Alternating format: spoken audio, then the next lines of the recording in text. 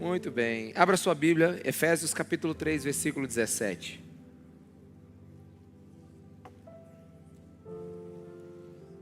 Diz a palavra de Deus assim, e eu leio na Nova Almeida atualizada. E assim pela fé, que Cristo habite no coração de vocês, estando vocês enraizados e alicerçados em amor. Aqui nós estamos estudando a oração do apóstolo Paulo, e o apóstolo Paulo está de joelhos orando pela igreja de Éfeso, e agora ele está orando para que essa igreja, pela fé em Cristo Jesus, pela fé que elas têm em Jesus, que este Cristo preencha, habite-os totalmente, e que eles sejam enraizados e alicerçados nesse amor. E depois nós vamos ver as dimensões desse amor, né? É largo, ele é profundo, ele é comprido, né? O que o apóstolo Paulo está orando agora é que para que Cristo habite. E nós começamos a ver isso no domingo passado. E a gente começa a discernir melhor esse versículo quando a gente conhece o verbo, né, que o apóstolo Paulo usa no grego. Esse verbo habitar aqui, né, katoikel, é o verbo que fala que Jesus não é uma visita temporária, não é uma estadia que ele está passando aqui, não. É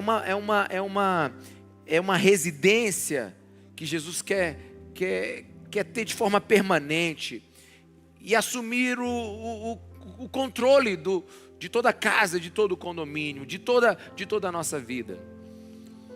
E embora aparenta ter uma contradição nesse versículo, você observa que o apóstolo Paulo aqui está pedindo para que os cristãos de Éfeso, como nós hoje, temos uma experiência pós-conversão. Porque em certo sentido, Cristo já habita naquele em que ele salvou. Amém, meus irmãos? Cristo já habita naquele em que ele salvou. Mas o que Paulo está pedindo aqui é que Jesus tome toda a vida desse cristão. E eu quero usar hoje de uma ferramenta diferente que eu faço normalmente de quando eu ministro. Eu quero usar outros versículos hoje para tentar explicar esse versículo. O que é ser salvo, Cristo habitando dentro de mim, e o que é ser completamente dominado por Cristo Jesus.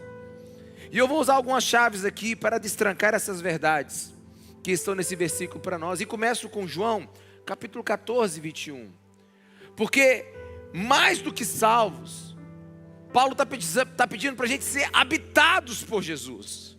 E João 14, 21 diz assim: aquele que tem os meus mandamentos e os guarda, esse é quem me ama. E aquele que me ama será amado pelo meu Pai. E eu também o amarei e me manifestarei a Ele. Veja a força desse versículo.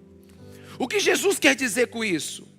Ele está dizendo que nós vamos ser tomados por um afeto de Deus, um afeto por Deus. É deixar de crer no amor de Deus e ter uma experiência com esse amor. Mas também é mais, também ver Cristo ser manifestado em nossa vida. Não é só você crer que Jesus é real, mas Ele ser real na realidade da sua vida. Amém, meus irmãos? É ter fé, não apenas que Jesus Cristo visitou a sua vida e te salvou, mas que Ele reside dentro de você e se manifesta dentro de você. E assim a gente vai compreendendo o que o apóstolo Paulo quer dizer com Cristo habitar dentro de cristãos.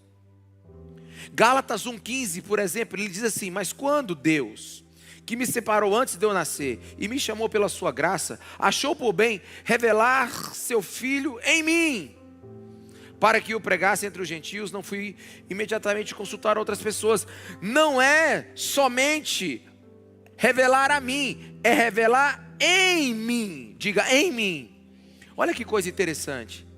Não foi o Paulo foi em Paulo. Amém, meus irmãos? Não é sobre falar de Jesus, é sobre carregar Jesus dentro de si, de tal forma que em você ele é visto. Paulo, ele não foi apenas convocado para o ministério. A gente não foi apenas salvos para a gente estar aqui dia de domingo de boa aqui e passarmos 2 horas no culto. Não, o que Paulo está orando aqui é para que a gente seja consumido por uma pessoa viva que é Jesus e ele habite dentro de nós. Não é saber pela fé, é saber pela experiência. É você ser habitado de tal forma por Jesus que Ele transforma seu modo de pensar, sentir e viver. Não é sobre saber mais sobre Jesus, é que Jesus seja visto na sua vida. E essa semana a gente ficou 6 dias sem redes sociais. Quem gostou de ficar sem rede social 6 dias? Levanta sua mão. Ótimo, é só não entrar mais aí, ó. Uma coisa boa. Larga esse negócio de mão, né? Larga esse negócio de mão. Mas você já percebeu que o mundo não precisa de mais pregadores bem informados? O mundo precisa de homens e mulheres onde Cristo seja revelado, marcado, carimbado na vida deles. Sabe? E não é uma crítica, aqui eu estou falando de forma amorosa. A gente não precisa mais de gente que cita Calvino, canta worship, faz post de culto de domingo. Não. É gente que ama Jesus, que quer Jesus habite no coração. Não é um evangelho seco, amargo, raso. Não. O mundo, ele não está precisando mais de doutrinadores de rede social, sabe? Esse pessoal evangélico de opinião que parece que o Espírito Santo está no Wi-Fi. Não, é gente que parece com Cristo, que perdoa fácil. Amém, meus irmãos? Que ama fácil, que serve, que não serve por interesse, que ora quando ninguém está olhando, que prega com a vida. Você tem que concordar que Paulo está de joelhos para que Éfeso tenha uma igreja mais do que gente salva. Tenha uma igreja salva, cheia de Cristo dentro dos cristãos. Sabe, o mundo está faminto, né, por crentes encarnados, cheios de Jesus. E eu estou sendo despertado esses dias a ler poesia, né, poesias cristãs. Eu também gosto de ler biografias e gosto de ler diários. E eu encontrei uma frase de Hudson Taylor, que sinceramente é a expressão de um coração que está cheio de Deus e ainda quer mais, que está cheio de Cristo e ainda quer mais, onde Cristo manifestou nele. Ele diz assim: ó Senhor, faze-te para mim uma fulgente e viva realidade, mais presente à visão da fé vibrante do que qualquer objeto, e mais intimamente próximo que o laço terrenal mais doce e amado. Sabe o que o Hudson Taylor está dizendo aqui? Eu quero o Senhor mais vivo e mais visto do que eu vejo o mundo. Eu quero o Senhor mais real e um abraço do que o toque da pessoa que mais me ama. Olha o nível de desejo, olha o nível de intensidade com que esse homem quer Cristo, sabe? E vamos nos localizar de novo aqui na carta aos Efésios. Paulo está de joelhos, versículo 14 do capítulo 3. Por essa razão eu me ponho de joelhos diante do Pai. Por que, Paulo, você está de joelhos? Versículo 17, para que pela fé Cristo habite no coração de vocês, e vocês sejam enraizados e alicerçados em amor. Sabe, Paulo parece que está dizendo assim: olha, num sentido eu sei que Cristo está em vocês porque vocês foram salvos. Não tem como vocês serem salvos sem Cristo estarem em vocês. Mas parece que ele só está de uma forma, sabe, rasa. Ele parece que só está na cabeça de vocês, ele não está se manifestando em vocês ainda. Eu estou orando para mais. Quantos estão me entendendo? Diga amém.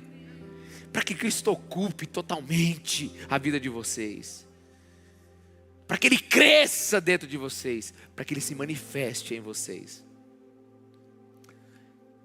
E às vezes me vem um pensamento na cabeça e parece absurdo, mas eu aproveito para dizer no púlpito também. Parece absurdo o que eu vou lhe dizer aqui, mas não é. E com todo amor e carinho pastoral, eu vou dizer isso para você. É possível ser um verdadeiro cristão, salvo pela graça, e ainda assim não desfrutar de uma comunhão consciente com Jesus. Ou seja, você é um cristão que vê a cruz, canta no culto, ora antes de dormir, mas não sente, só faz. Você canta, mas não sente. Você ora, mas não sente. Você faz pela fé, porque sabe que tem que fazer, mas não tem a experiência. Não chora, não se quebranta, não se encanta. Aí um pregador ou um dirigente do culto diz assim: Deus está aqui nesse lugar. Você diz assim: eu sei que Ele está. Mas é um conceito, é uma teoria, não é uma realidade. É isso que Paulo está orando. Eu estou de joelho. Sabe, eu nunca fiquei tão absorvido por um versículo como este. Eu devo estar engatilhando já uns 30 dias nesse versículo. Porque Paulo está dizendo assim, é como morar com Jesus e nunca sentar na mesa para comer com Ele.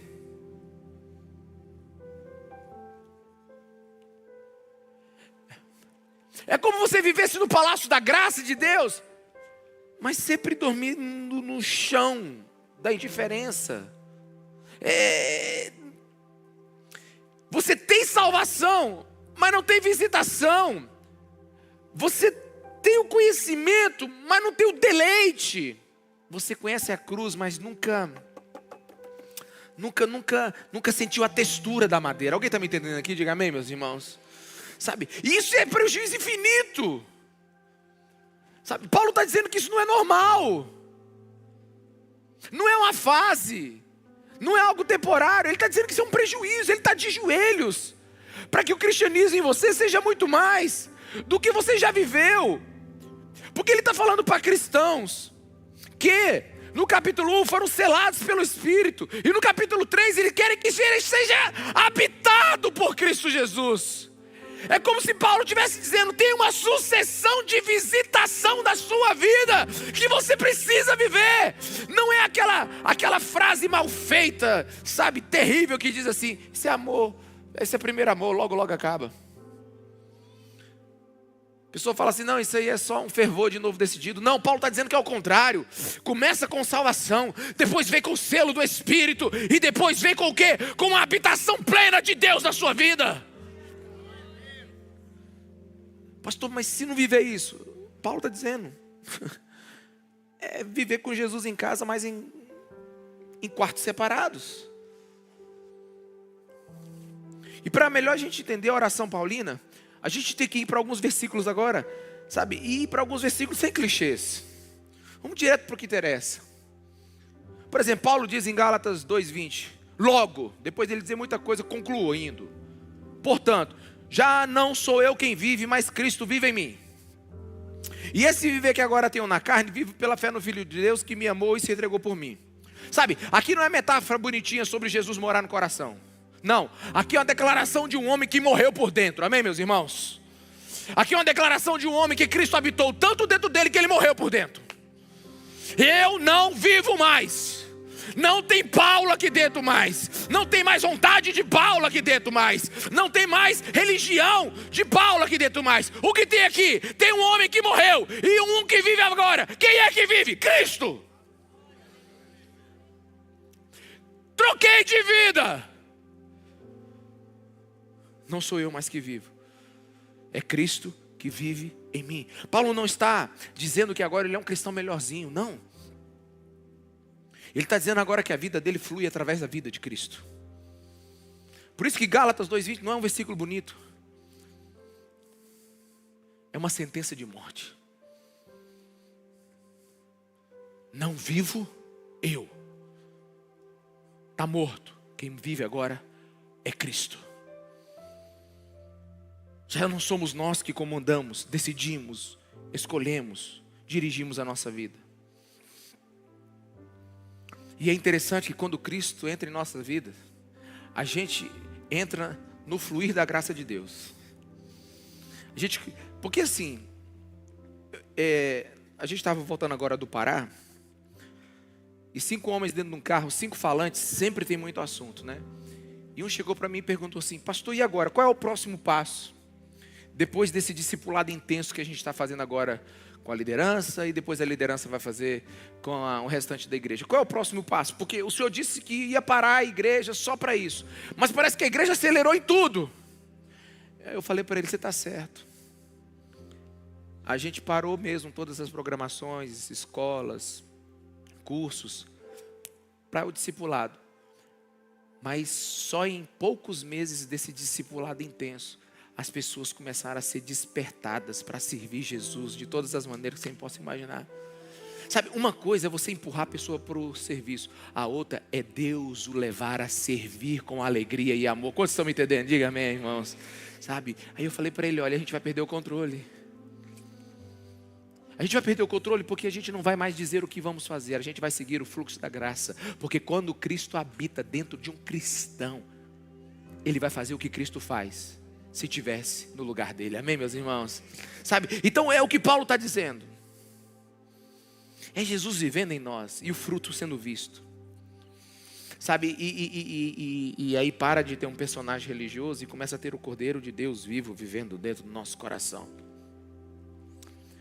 E se nós entendermos o que Paulo está querendo dizer aqui, ele está dizendo assim, ó: e esse viver que agora tenho na carne, vivo pela fé no Filho de Deus que me amou e se entregou por mim. Paulo não negou a carne, ele só não deixou ela ser motivo de desculpa. Ele não se tornou perfeito, só que a carne não virou palco e nem abrigo para o pecado. Não precisamos ser perfeitos. Paulo está dizendo: a gente só precisa ser entregues a Cristo, confiar no amor dele. Sabe, outro versículo que me ajudou a entender um pouco Efésios 3,17 é Filipenses 4,13, que diz assim: tudo posso naquele que me fortalece. Talvez um dos versículos mais conhecidos no meio cristão. Sabe, tudo posso naquele que me fortalece. Meu irmão, não é grito motivacional. Não é, você consegue, você dá conta. Não, é pelo contrário. Eu não consigo, só com Cristo. Amém, meus irmãos? Tudo posso naquele que me fortalece. Paulo, quando escreveu isso, ele estava rejeitado, sofrido, esfolado pelo sofrimento. E ainda ele disse: tudo posso. Mas não é tudo posso porque ele pode. É tudo posso porque em Cristo eu posso. Mas pode o quê? Tudo o quê? Esse versículo não é uma promessa de vitórias automáticas, não é uma senha mágica de acesso ao sucesso, sabe? Esse versículo é uma declaração de rendição, sabe? Não é uma declaração de ambição: tudo posso agora, eles vão ver agora em Cristo. Não, por causa de Cristo agora eu posso, eu consigo. Não é eu consigo realizar os meus sonhos, sabe? Não é isso que Paulo está dizendo. Ele está dizendo é que mesmo que tudo desabar, você vai ficar de pé. Amém, meus irmãos? Amém? Eu volto a dizer, alguns disseram assim: pastor, o senhor podia dar uma mensagenzinha mais, tipo assim, para a gente vencer a segunda-feira. Eu vou mandar uma mensagem boa para você agora, ó. Vai dar tudo certo amanhã, se prepara. Todas as portas vão se abrir. Teu salário vai dobrar. Quem pega aí, pega aí. Vai, vamos. Sabe, amanhã você vai encontrar o amor da sua vida. É amanhã. O cupido vai te pegar. Olha, o que você não aprendia, você vai aprender. O que você esquecia, você não esquece. Ah, mas pelo amor de Deus, irmão. Sabe, nos 4 cultos que passa aqui na igreja de domingo, essa palavra vai dar certo para alguém. Alguém me entende? Você entendeu? Vai dar certo, porque milhares de pessoas, vai dar certo para alguém. E estatisticamente, alguém amanhã vai ter um testemunho sobre vitória, amém? Agora, pega estatisticamente, amanhã, quem não vai ter um testemunho de vitória? Que o pau vai estar quebrando, que a vida vai estar moendo ele, que o exame não deu o resultado que ele queria, que ele foi demitido quando achou que ele ia ser promovido, sabe? E é nessa hora que a gente pede para Cristo habitar dentro de nós e a gente dizer: tudo posso naquele que me fortalece. Sabe? Porque, me ouça, para a saúde da sua fé, para a saúde da sua alma. Esse versículo não é um declarar de vitória. É sobre resistir à derrota sem perder a fé. É isso que Paulo está dizendo. Cristo habita dentro de nós. Dá força para a gente continuar. Tudo posso não é assim para a gente subir na vida não, irmão. Tudo posso é eu vou aguentar. E se você ver o contexto desse versículo, é mais ou menos assim, ó. Posso passar fome, mas não vou reclamar. Posso ser humilhado, mas ainda vou cantar. Posso ser esquecido, desprezado, ignorado, mas mesmo assim vou permanecer firme. Porque não é na minha força, é no Cristo que habita dentro de mim. Então tudo posso naquele que me fortalece. Não é slogan motivacional. É declaração do poder da ressurreição na sua vida. Aleluia. Agora eu quero ler outro versículo aqui, para a gente continuar entendendo essa oração apostólica. E esse versículo aqui é sobre o culto que mais deu errado na Bíblia. É o pior culto da Bíblia, foi esse aqui, ó. O culto onde o pregador, depois que terminou a pregação, a igreja toda foi embora. É o culto que deu errado na Bíblia, foi esse aqui, ó. E o pregador era Jesus. Jesus lá em João capítulo 6, a partir do versículo 47.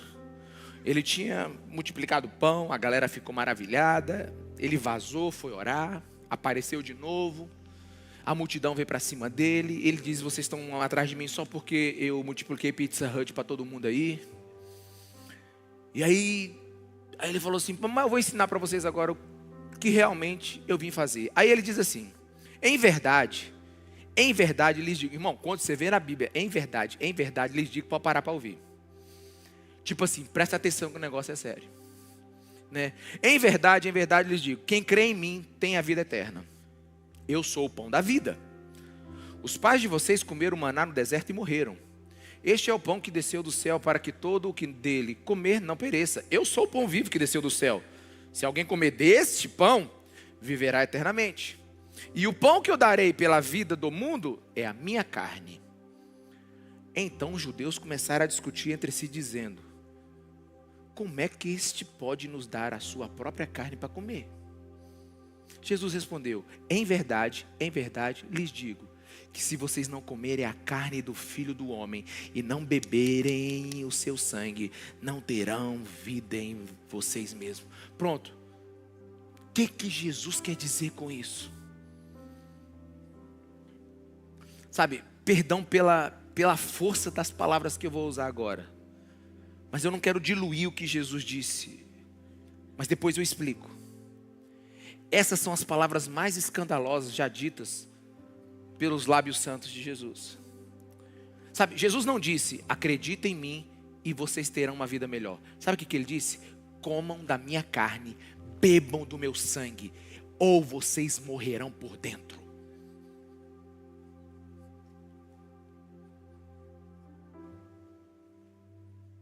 Entenda o peso do que Jesus está dizendo. Se eu não estiver dentro de vocês, se for apenas um ensino teológico, se for apenas uma religião vazia, fora, vocês estão mortos. Eu preciso habitar dentro de vocês. Vocês precisam comer minha carne viva e meu sangue quente. A minha presença precisa ser mordida. A minha palavra precisa ser engolida. E não pode ser uma leitura descuidado. Quem não comer e beber de mim não vai ter vida. Eu tenho que estar dentro de vocês. O povo se escandalizou. E com razão, né? É como se Jesus, imagina assim, vamos mudar os slogans assim que aparece na internet agora. Sim, vamos tirar assim o slogan assim: Jesus te ama, e botar assim: ou vocês me devoram, ou vocês apodrecem vivos. Como é que você acha que ia ser? O culto, Jesus te ama. Vamos tirar o culto, coma Jesus por inteiro. Devore-o por inteiro. Beba o sangue dele por inteiro. Coma a carne dele por inteiro. Imagina se a gente trocar o slogan da internet. E a gente dizer assim: não, sim, Jesus te ama. Mas o plano começa com um convite brutal: devore-o ou morra. Não soou bem, né? Por quê? Porque Jesus está colocando a carne dele na mesa, o ensino dele na mesa, a pessoa dele na mesa. E se a gente não tiver coragem de engolir a verdade toda, cruz, graça, renúncia, a gente nunca vai ser cristão de verdade. Sendo prático, ou a gente recebe Jesus por inteiro, ou continua morto por dentro. Ou a gente se alimenta dele, não só aos domingos, mas todos os dias, ou a gente vai estar só sobrevivendo e não vivendo a vida cristã. Ou a gente engole tudo,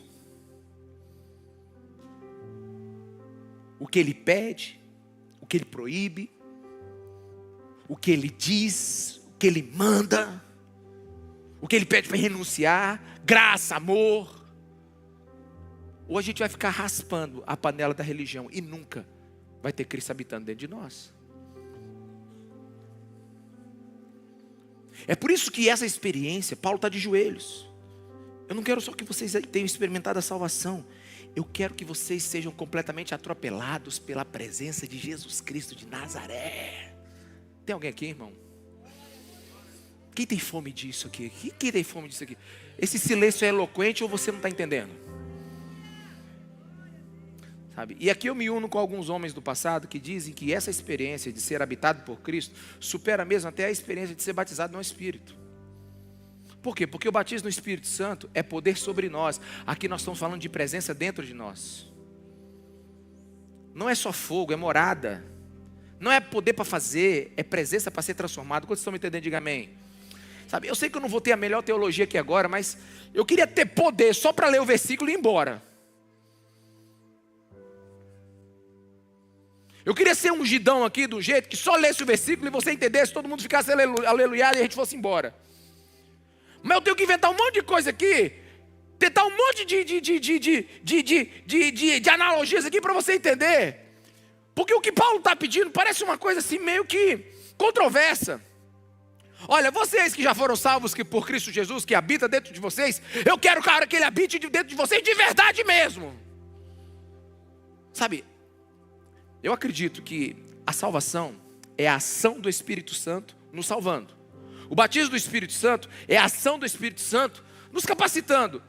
Mas o que o Efésios 3,17 está dizendo aqui é o próprio Cristo vivendo dentro de você e você consciente da presença dele. Tem alguém aqui, meus irmãos?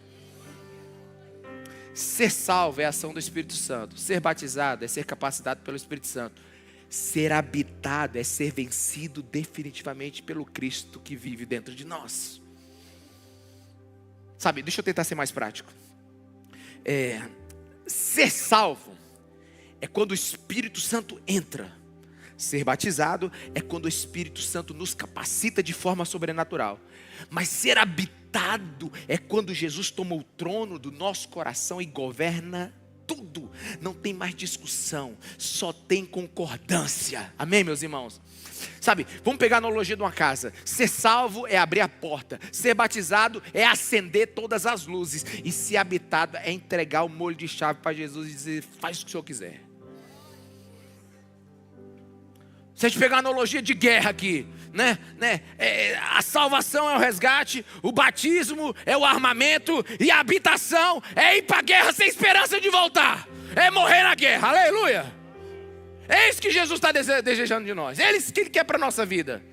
Salvação tira a gente do inferno, o batismo nos capacita para o serviço, mas é a habitação em Cristo que nos faz desejá-lo, o nome dele ser doce na nossa boca, a gente ser obcecado por Jesus, adorar Ele em todas as circunstâncias, ser amado e amá-lo. Sabe, tem um fio escarlate que liga toda a Bíblia, de Gênesis a Apocalipse. Ser salvo é sair do Egito e atravessar o mar. Ser batizado é atravessar o Rio Jordão. Mas ser habitado é quando Jesus nos pega pela mão, derruba os nossos inimigos, os ídolos que existem dentro de nós, e a gente toma Canaã. Quantos estão me entendendo? Diga amém, meus irmãos. Eu sei que eu não estou fazendo a melhor teologia aqui, mas eu estou tentando te dizer que o céu é para os salvos, o poder é para os batizados, e a habitação é é para aqueles que querem intimidade, acesso ao coração de Cristo Jesus. É por isso que Paulo, imediatamente, vírgula, ele traça duas frases. Para que Cristo habite no coração de vocês, estando vocês enraizados e alicerçados em amor. Por que não é alicerçado em conhecimento? Por que não é alicerçado em outra coisa? Não, ele falou em amor. Porque se você ler a Bíblia, debaixo do enredo geral que ela tem, o amor é a fundação para qualquer virtude verdadeira de Cristo na sua vida.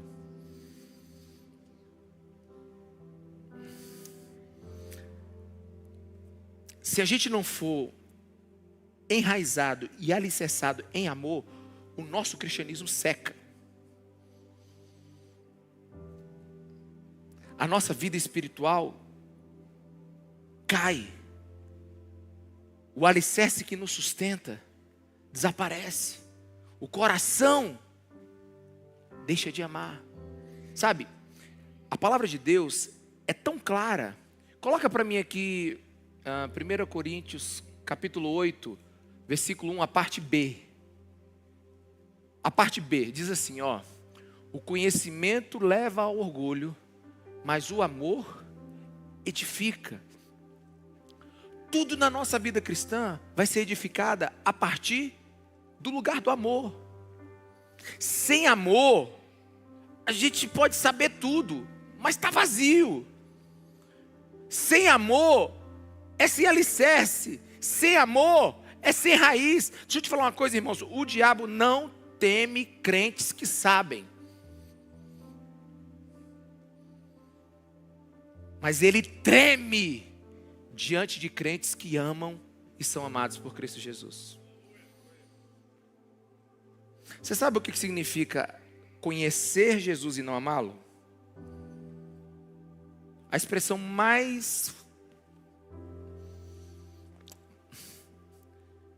menos nociva que eu vou te dar é o conhecimento dos demônios. É amar Jesus, ou é conhecer Jesus e não amá-lo. Então a nossa vida precisa que Cristo habite dentro de nós e nós sejamos enraizados e alicerçados em amor. E o que isso vai gerar? Estabilidade. E aí a gente vai para o profundo. A gente vai para o profundo por quê? Porque aí os problemas que existem na igreja começam a ser diluídos. Porque o amor encaixa tudo. Amém, meus irmãos? O amor, quando é o centro, tudo se encaixa. É por isso que 1 Coríntios capítulo 12 fala de dons, 1 Coríntios capítulo 14 fala de dons, e 1 Coríntios capítulo 13 fala de amor. Parece que o apóstolo Paulo estava falando de dons, alguém chamou ele, aí ele esqueceu, aí escreveu o 13 sem pensar, aí alguém chamou ele de novo, ele deu uma cochiladinha, escreveu 14, parece que não tem nada a ver. Não, o que Paulo estava falando ali é colocando a casa em ordem, que não adianta dom sem amor, porque coloca conhecimento acima do amor, vai gerar seita e religião. Coloca dons acima do amor, vai gerar orgulho e divisão. Sabe, o que Paulo está orando aqui por nós é para que Cristo habite em nosso coração e nós tenhamos, né, um alicerce e raízes no amor dele. Ele está pedindo para a gente não saber mais, irmãos. Não é só saber mais, é amar melhor. Amém, meus irmãos? Não é melhorar a erudição sobre o que Cristo é mostrar Jesus na nossa vida. E com amor eu quero te dizer isso. Tem gente que é cabeção, mas coração vazio. E são as pessoas mais chatas da igreja. As pessoas que sabem muito e não amam ninguém. Sabe, aquele tipo de gente que é certa demais e ama pouco. Alguém conhece gente assim? Conhece? Pessoa toda certinha, mas não ama ninguém. Ética, moral, mas não ama ninguém. Chata. Sabe, se o nosso saber não está nos tornando mais amoroso, a gente não está crescendo, irmão. A gente está inchando. E qual é o resultado? A gente vai ter orgulho mascarado de ortodoxia, a gente vai ter dureza dureza mesmo, disfarçado de zelo, a gente vai ter autoridade sem quebrantamento. Eu li em algum lugar aí, não me lembro aonde, que crente cabeça cheia, coração vazio, faz do crente um fariseu com diploma. Então, quer medir a nossa profundidade? Não é pelo tanto que a gente sabe, é pelo tanto que a gente ama. Sabe? E não é a melhor interpretação e a exegese desse texto, mas eu quero usar para te ajudar um pouco. 1 Coríntios capítulo 13, versículo 1 diz assim, ó: ainda que eu fale a língua dos homens e dos anjos, se não tiver amor, serei como o bronze que soa ou com o símbolo que retine. Presta atenção. Ainda que você fale todas as línguas dos homens, todos os idiomas da terra, escreva os melhores livros, tenha os melhores discursos, seja um best-seller ambulante, e você conhece também todas as línguas celestiais, se você não tiver amor, você é só um prato seco de bronze que faz barulho, é um vagão de trem que desce, sabe, morro abaixo, vazio, é só barulho. Mas o versículo 2 é pior ainda.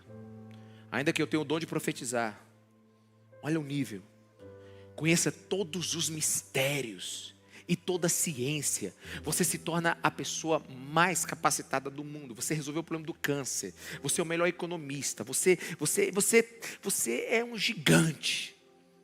Mas não acabou o versículo ainda.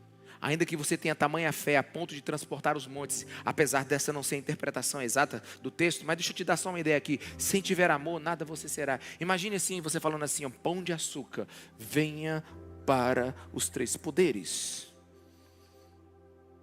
Nunca pensou nisso não? Nunca pensou nisso não? Você nunca pensou não? Cordilheira dos Andes para o sertão do Piauí. Nunca pensou nisso não? Pois é.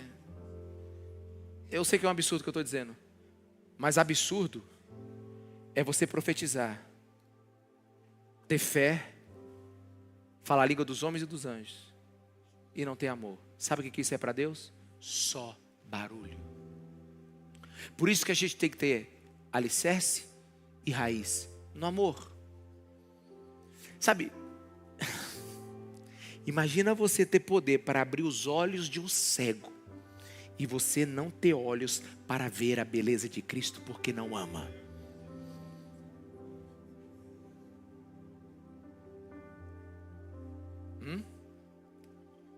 Você tem poder para abrir os olhos de um cego, mas não tem olhos para ver a beleza de Cristo.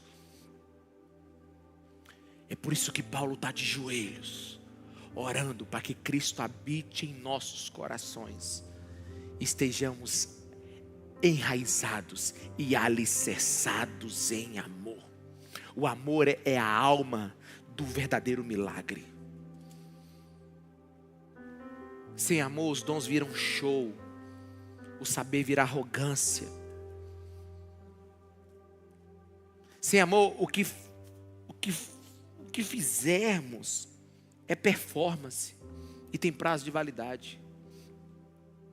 Sem amor podemos ser notados pelos homens e ignorados por Deus. Você pode pregar com precisão teológica, cantar afinadinho, mas você é um desafinado espiritual diante do Senhor. A gente não vai ser medido pelo que a gente faz, a gente vai ser medido pelo que a gente faz em amor. E até porque tem uma obviedade aqui nesse versículo: se Cristo habita dentro de você, o amor tem que habitar dentro de você. Então, se você não ama, está um sinal muito sério na sua vida. Se Cristo habita, o amor não é algo opcional. Sabe? E Ele está dizendo para a gente ter alicerce nele. Ele está dizendo para a gente ter raízes nele. Sabe por quê? Uma das maiores e mais astutas ações de Satanás é a gente ir atrás da experiência e ignorar os alicerces. E ignorar os fundamentos. Deus dá experiência, Ricardo? Claro que dá. Deus faz milagre? Claro que faz. Mas, meu irmão, a experiência e o milagre em solo raso pouco ajuda.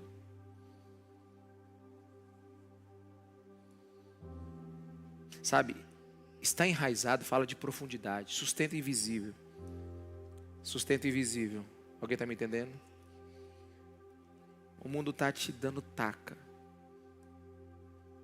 num bom maranhense falando. A vida está difícil, mas você está enraizado aonde? Em Cristo e no amor dele. Você está tomando a seiva da verdadeira espiritualidade. Vamos lá, igreja. Quem pode dizer um amém aqui? Você não está sentindo o que você sente. Você está sentindo o amor de Deus vindo sobre você. Você está enraizado nele. E Paulo, ele é metáfora em cima de metáfora. Ele já coloca a outra. Alicerçado em amor. Sem alicerce tudo desmorona. É uma fé construída não sobre a emoção, não sobre uma experiência, sabe? Mas uma fé construída sobre um fundamento, e ele é Cristo. É uma fé que não vai colapsar quando as circunstâncias chegarem. E será que eu posso te mostrar algo aqui agora? Sutil, mas que muda tudo. Deixa eu te mostrar algo sutil que muda tudo. A principal mudança no coração do cristão, em que Cristo habita, a principal, tem várias mudanças, mas a principal não é mais sabedoria, não é mais inspiração para pregar, não é mais unção para cantar e etc, etc. É mais amor pelo Filho.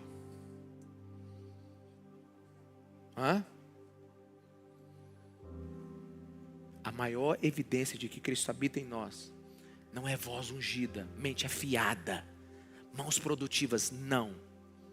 É o nosso coração admirado, tomado pela beleza de Jesus Cristo de Nazaré.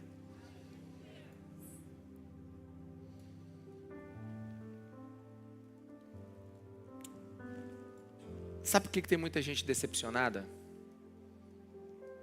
É porque está enraizado e alicerçado em outra coisa. E quando a gente está enraizado e alicerçado em outra coisa, igreja, ouça com carinho o que eu vou lhe dizer. Você vai cobrar do cônjuge a paz que só Cristo pode dar.